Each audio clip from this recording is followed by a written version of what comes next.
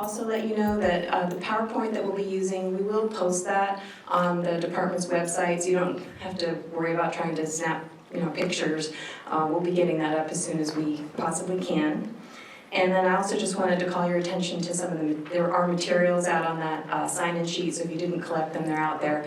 Everything that's out there is also on our website, so if you wanted to track that down and get it in a digital form, it is there. So just a couple of introductions. Making the presentation today is Carrie Buckman, and she's the Environmental Program Manager, so she'll be delivering the presentation. I also have Marcus Yee here to help Carrie with any clarifying questions. There are also a couple other staff I wanted to call to your attention. Tim Nelson is the department's tribal liaison. Tim, would you raise your hand? So if anyone has any interest in tribal issues, please talk to Tim. And then I also wanted to introduce you to some folks that we have on board from a group called Ag Innovations. They're assisting the department with outreach to disadvantaged communities and environmental justice issues. So Genevieve and Shelley, would you raise your hands? If you had any interest in talking with them today, please feel free to do so. Okay, so I think with that, we will start the presentation, and then I'll come up afterwards and we'll talk more about sort of comments. But just as a question, anybody else have a speaker card they'd like to hand in? Okay, I'll come collect that while Carrie's giving her presentation.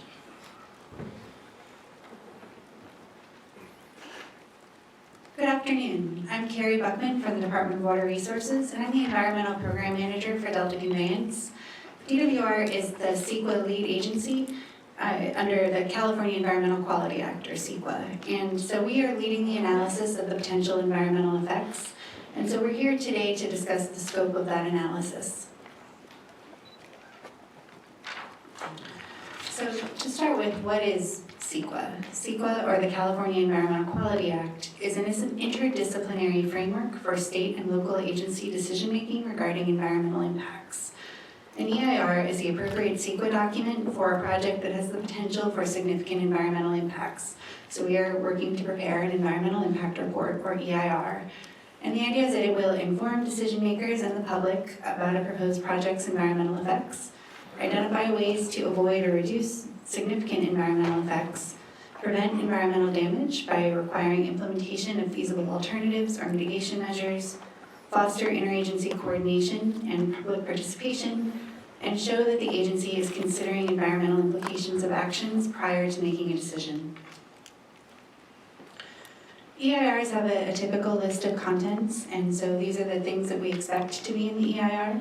A project description, a description of the environmental setting or baseline, a discussion of significant environmental impacts, direct, indirect, and cumulative impacts, mitigation measures that avoid or reduce impacts, growth-inducing impacts, alternatives to the proposed project that are compared in meaningful detail, significant irretrievable or irreversible changes, and organizations or persons consulted. And then we'll include a summary as well. So this shows the entire process that we will be going through. And so the environmental review process identifies, analyzes, and discloses the potential significant adverse impacts of a proposed project and provides feasible mitigation measures and alternatives to avoid or reduce such effects. And so we've divided that into a few key steps. We start with the Notice of Preparation, or NOP, which is a document that started the scoping process. And then you'll see moving into that first orange box that we move into scoping meetings, which is what we're doing here. And the idea is that we're collecting information from people about the scope of the environmental analysis and potential alternatives. That will feed into a scoping summary report, and that will help us develop an agency outreach plan to help continue outreach as we move through the process. Then the next major phase is project definition, where we'll look at formulating alternatives to include and analyze in more detail in the EIR and further define the project. And then we'll work on technical reports that will form the basis for the impact analysis, and then we'll look at impacts and mitigation of the proposed project and the alternatives. That will all be combined into the draft environmental impact report, and at that point we have another major opportunity for public involvement, so that will be available for review and comment, and we'll do another round of public meetings to talk about that document. We will then respond to the comments and address those comments as appropriate, and publish a final EIR, and then the final decision is made and the notice of determination. And one of the things I wanted to highlight here is that this is a lengthy process and we are at the very beginning. There are a lot of steps before we will make a decision, which will take place in the notice of determination at the very end. A little background on the NOP. In July 2017, I think many people know that DWR approved a 2-tunnel conveyance project, which was called the California Water Fix. But then in February of 2019, Governor Newsom announced his support for a single-tunnel conveyance project, and he furthered discussion on that in April of 2019 when he issued an executive order directing us to plan and assess a single-tunnel project. So in May of 2019, DWR withdrew all California Water Fix approval and environmental permitting documents. At that point, all planning and permitting for Water Fix was complete, and we are now working on a new and different project. The governor directed us to use good information where available, and we will assess information for applicability, but it is a different project that we are here to talk about today. So in January of 2020, the state released the draft water resilience portfolio, and DWR issued a notice of preparation for a proposed single tunnel project, which is this Delta Conveyance project. So just in general, the purpose of an NOP is to document the intent to develop an EIR for the Delta Conveyance project. It triggers the start of scoping. It describes the proposed project, including probable environmental effects, and provides notice about scoping meetings and how to make a scoping comment.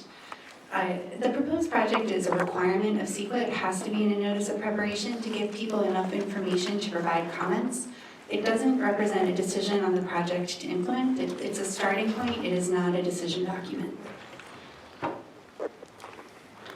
So the purpose of scoping provides an opportunity for responsible or trustee agencies, other public agencies, and tribes and the general public to comment on locations, corridors, capacities, and operations of new conveyance facilities to evaluate in the EIR, alternatives to evaluate in the EIR, impacts and mitigation to evaluate in the EIR, and other issues the lead agency should consider for the EIR.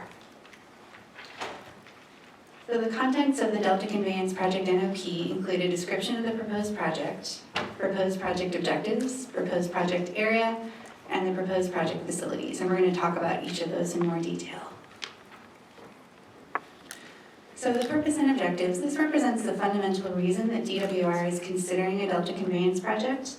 So the purpose is to develop new diversion and conveyance facilities in the Delta necessary to restore and protect the reliability of water deliveries in a cost-effective manner consistent with the state's water resilience portfolio. So the specific objectives are to address sea level rise and climate change, minimize water supply disruption due to seismic risk, protect water supply reliability, and provide operational flexibility to improve aquatic conditions. And this shows the proposed project area. And this is a map from the NOP. So it shows rivers that are upstream of the delta that we would assess to determine if there are any potential effects. It shows the statutory delta, which is the area where construction would occur. And then the south of delta area includes state water project contractors that could receive water from the project, and also potentially CVP contractors that are shown in yellow. Sorry, SWP is State Water Project, and CVP is Central Valley Project. So generally, the proposed project facilities include intakes on the Sacramento River. They're shown on the map in the NOP and also the map on the screen as 3 dots. We would only be looking at 2 of those 3. We have tunnel reaches and tunnel shafts, 2 forebays that are under consideration to help regulate flows in the tunnel, pumping plant and South Delta facilities to connect from the pumping plant to the existing diversion facilities for the State Water Project and potentially the Central Valley Project. There are 2 options for corridors included in the NOP. We do not have a preference among the 2 of them. We are looking at both of them in equal detail. So the yellow is a more central alignment that is more similar to the alignment that was included in past documents for WaterFix. And the purple over to the eastern side is a different alignment, and we wanted to be able to evaluate the trade-offs in location and see if there was a possibility to reduce effects. The proposed project capacity that we're considering is 6,000 cubic feet per second, or CFS. that would be combined between two intakes on the Sacramento River, 3,000 CFS each. We have not identified alternatives yet, but we think it is likely that we would consider alternatives within the range of 3,000 to 7,500 CFS. For operations, a new diversion facility would be operated together with existing South Delta pumping facilities. This would not take the place of the South Delta pumping facilities. Operations would increase DWR's ability to capture water during high flow events. The initial operating criteria would be formulated to allow us to evaluate impacts, but we understand that those operational criteria may change a little bit as we move through the permitting process. For example, under the Endangered Species Act, there may be additional requirements that would be added. So the final operations would be determined after CEQA is complete and all of the permitting. So for alternatives development, we will be selecting a reasonable range of potentially feasible alternatives that meet the project objectives and present opportunities to reduce impacts. The scoping period provides an opportunity for the public to comment on the alternatives, and after scoping, we will do an alternatives formulation process to consider all of the alternatives that were suggested, and we will publicize the alternatives that we intend to include for a detailed evaluation in the draft EIR. There are a lot of different ways to comment. These are all also included in the NOP. There's also a form in the back that you can grab either to submit comments now, or it has the mailing address and the email address on it for later. So electronically, you can submit to Delta Conveyance Scoping at water.ca.gov. You can also mail them in. You can submit them. You can today make comments verbally, and a court reporter will document all of those comments, or you can submit written comments. There's a box in the back where you can drop those written comments.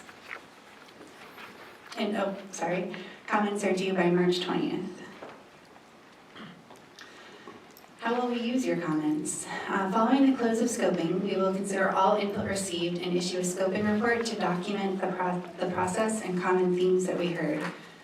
The comments received during scoping will help inform DWR in developing alternatives and conducting the impact analyses. This is the first of 7 scoping meetings. The list is here as well as in the NOP. We will be moving through all of these 7 locations in the next 3 weeks. And after scoping, there are a lot of different ways to stay informed. I think the best way is to sign up for our email list, and that's available on our Delta Conveyance website on water.ca.gov. There's also a project hotline and project email, and you can look at the DWR Twitter account. So I think that's it, and we can move on, Janet, to any clarifying questions.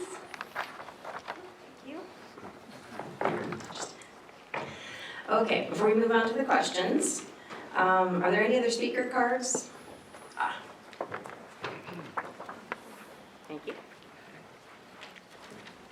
And if there's any others, yeah, feel free to bring them up or wave them around, and one of the staff members can come collect it. Thank you.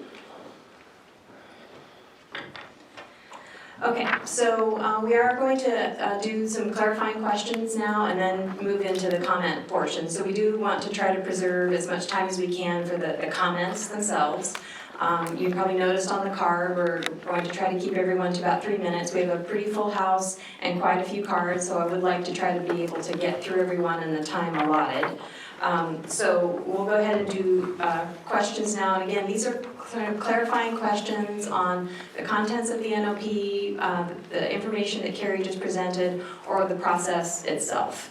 And I will call you up for your comment, but for now, if you have a clarifying question, I'd like you to use this microphone right here. I think we need to turn it on. And just cue up here. There you go. Yes, my name is Dan Bacher. I'm editor of Fish and Fur magazine, also outdoor writer for Stockton Record. And I wanted to know if there's any preferred alternative between the 2 tunnels, the 2 conveyance paths. Do you prefer one over, because other processes, the one that preceded this, of the twin tunnels, did have preferred alternative? So right now, our proposed project includes either option for a corridor for the conveyance tunnel. We do not have a preferred one between the 2. When we have the draft EIR, we will identify a preferred alternative, but at this point, These are the two corridors we've proposed for comment, and we don't have a preference.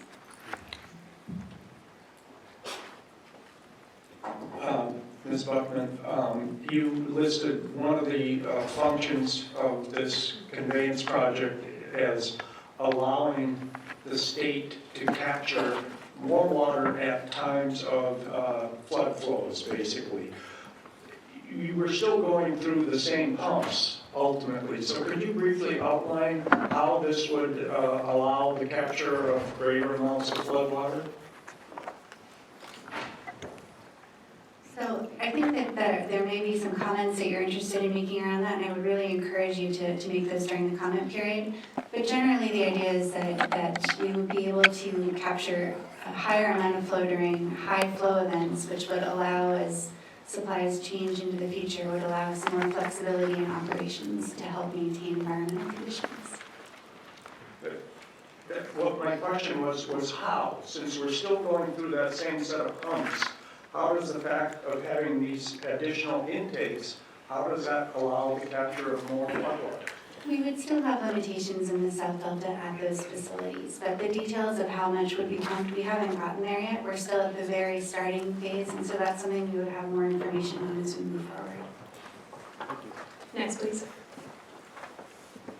Untitled Chapter, I'm a concerned voter from Rancho Cordova. I wanted to know if we're including with the new Folsom Dam being raised, more capacity, is that being fit into the big picture on this? So we haven't yet fully fleshed out all of our modeling assumptions for modeling. Again, this is the beginning phases, and we would encourage you to submit specific comments on the document, but we are planning to look at existing facilities and their existing capabilities. Breaking ground, and we are anticipating more storage there, so I just want to make sure that's part of the whole big picture we're looking at already. So if you could submit that in a comment, that would be very helpful. Thank you. Next, please. Hi, I wanted to know if, my name's Regina Chickazola. I wanted to know if you are planning to have any meetings north of here. Right now, there's no meetings scheduled in the north part of the state, and I know a lot of people from Redding and Trinity River areas are very concerned. And I had heard that there's rumors there will be North State hearings, but So at this point, we don't have anything scheduled to the north. If anyone has something compelling that they would like to suggest, they can email that in as a comment. But generally, we planned and prepared these 7 meetings. We would also really appreciate opportunities to go speak at other meetings and other ways to provide information to people. So any suggestions are welcome. okay, well, there's a lot of people here who drove about 5 hours to get here today because they wanted to comment. So it would be really great if you guys did consider that. Thank you. Hello, my question is, I wanted to see you guys' involvement with locally, regional, and federally recognized tribes up until now. And again, how you all, especially without having a meeting north of here, how you all are ensuring free and prior informed consent from the indigenous peoples of the area. So tribal involvement follows a slightly different process. So because we have AB 52 in place and also the Department of Water Resources has a tribal engagement policy, we use those processes to engage with tribes. So we sent out 177 letters to tribal representatives to try to initiate consultation with those tribes. I think that was 117 tribes. And we identified those tribes by the project area map I showed earlier. If any piece of a potential area touched a county, we looked at all of the tribes that had interests in that county and sent them a letter notifying them. As part of that, any interested tribes we are going to coordinate with in the best way possible for them. So we are going through a pretty detailed process to try to get feedback and input from the tribes. Just to clarify, those are federally recognized tribes? They Or are those are? federally recognized tribes. How about the Yeah. local and regional Actually, recognized tribes? That is a question I might need to follow up with you on. I think that some of them are on the list, but I'm not sure. We will Yes, especially with the Declaration of Rights of Indigenous Peoples, have to make sure we're in alignment here. Okay, we'll follow up. Thank you. Okay, so just a quick time check. I would like to try to start comments in about 5 minutes or so, so we'll go through our next 3 folks. I'll try to be quick. Yeah, no problem. My name is Arthur Knudsen. I'm a retired fish biologist. I live here in Sacramento. I'm very familiar with the Delta. But I was looking at your goals and objectives, and it seems like they're centered around improving reliability of water deliveries. And it seems like we're losing this need to improve the ecosystem. It's collapsed. And one of the original co-equal goals was to restore the ecosystem. So I just want to make sure that doesn't get lost. And it seems that way in the press too. They're always talking about water deliveries and not ecosystem restoration. So that's my comment. Please do Thank you. that.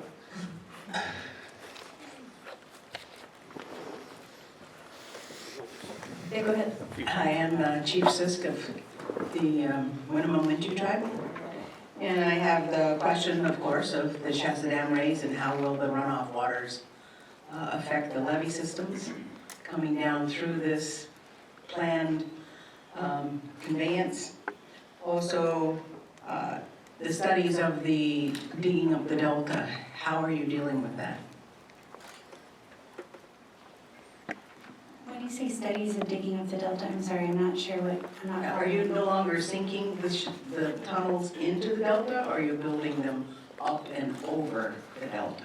Okay, so this project does propose tunneling, and so it would have tunnel shafts that would move equipment underneath, and then it would be about 150 to 190 feet below ground. Right. And what is the study for that damage that's going to be done to the delta? Do you have that? Well, that's what this project is looking at, so that's why we're doing an environmental impact report, so we can try to identify and characterize any potential effects associated. I'd like to know how you're going to do it. So what I would suggest is, it sounds like those are potential impacts that you want to make sure are part of the analysis. So please be sure to include that in your comment, either your verbal comment or your written comment. So you would turn that question into a comment. Yeah. You know, please, you know, this XYZ is important to me. I hope that you're looking at XYZ. Please include that in your environmental analysis. Yeah, because this affects the delta smelt and also the salmon acclimation Yeah. processes here. So include that in your comment. But I would like to see the framework of your science that you're going to use for digging that far down in the delta and the effects of that. Thank you. Thank you. All right, next. Hi, thank you. Emily Maloney, Buena Vista Rancheria of Miwok Indians. It's my understanding that the project claims that it will not be increasing the capacity of water taken, but that you're just moving intakes. Can you please explain which intakes that you will be removing, that these two will be replacing? And please explain how this project will not increase the amount of water diverted from the Sacramento River. So, sorry, my name is Marcus Yee. I'm the CEQA project manager, and at this time, this project is not proposing any new water rights, and the operations would be restricted by current biological opinions, by restrictions in place by the wildlife services, as well as meeting water quality control plan criteria objectives. So there's no plan for any new water rights. But these are two new intakes, so are they replacing other intakes that are removing water out of the delta? They would be used operationally as a dual conveyance, so you would have the flexibility. The intent of the project is to have the flexibility to use the South Delta facilities or the North Delta facilities. Okay, last clarifying question, and then we'll get into comments. And I just wanted to say, I'll call you by threes, just to let you know that you're coming up. So I'm going to start with Susan Wallace, Charlene Woodcock, and Heinrich Albert. So you're up first, so please go ahead. So I'm Michael DiMartino. I'm from the Alliance for Resilient Communities and also the newly just about to come out Water Protector magazine, focused on the Sacramento River Basin watershed. It's nice to hear the words resilience and innovation because, you know, we can go by old designs, but we need to look at the new issues, all the different science to climate change, the voices of our indigenous communities. So I'm glad that we're re-reviewing this because, as we know, things change daily. So really quick, as someone who deals with resilience in all the different parts of our region, why is there not a more effective water management program in place that takes in all the various factors from the dams to climate change that will be implemented in your final plan? It seems like you're just focusing on one element and there's some huge gaps and chasms. So if you could answer that, I would appreciate it.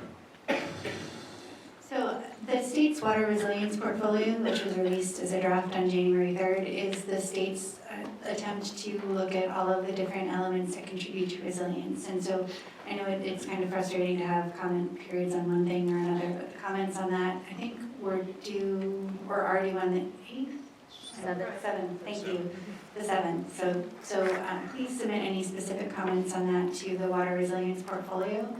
We are a part of that, but we are one action under the portfolio here, looking at Delta Conveyance. And 30 more seconds. What is the role and gravity of the development, agriculture, fracking, and lobbying in your process? I'm sorry, I'm trying to frame all of that.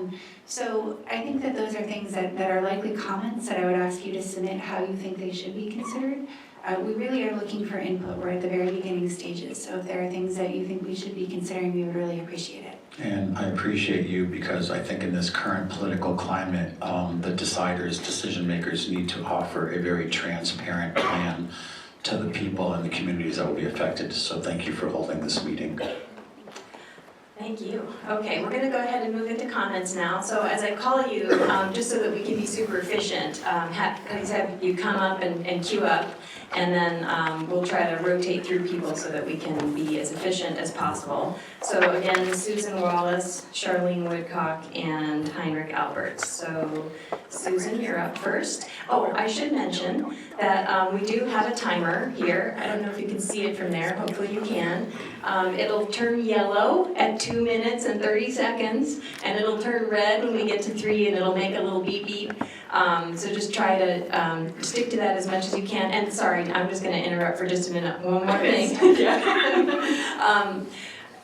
So the verbal comments are, you can use that as your time to make your one and only comment if you choose. You can also use this as an opportunity to just verbally summarize whatever written comments you have planned to submit.